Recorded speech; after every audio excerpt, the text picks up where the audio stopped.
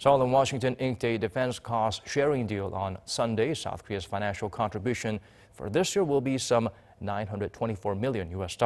Park Ji-won breaks down the digits for us.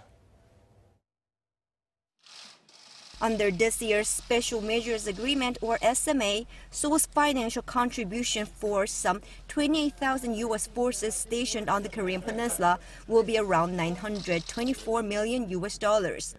That money will be spent mainly in three areas: facility construction, payroll for South Korean employees, and logistics support.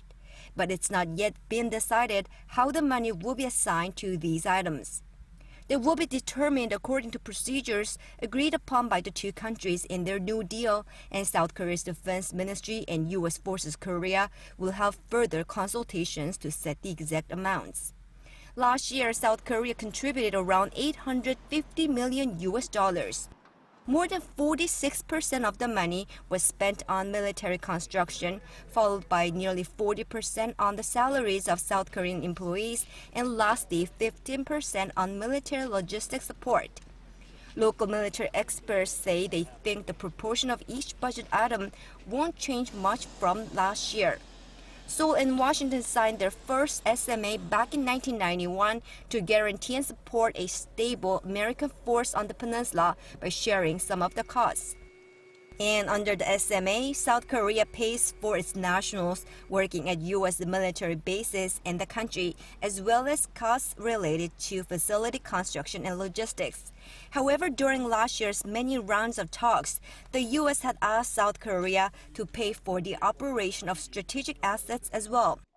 Seoul said those do not fall under the original scope of the allies' cost-sharing agreements, and the 2019 plan does not include them.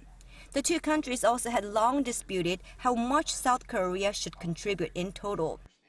A military expert in Seoul proposes that rather than settling on the total amount first, the two countries should start negotiating on budget subcategories and then add those up to make a final amount. I think the two countries need to be more specific about each budget item.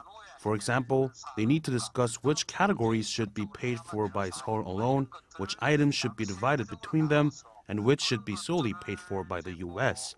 That way, they can settle on a reasonable total cost. In fact, both sides have agreed to set up a regular consultation they are calling a working group, in which they will discuss ways to improve their cost sharing. Park Ji-won, Arirang News.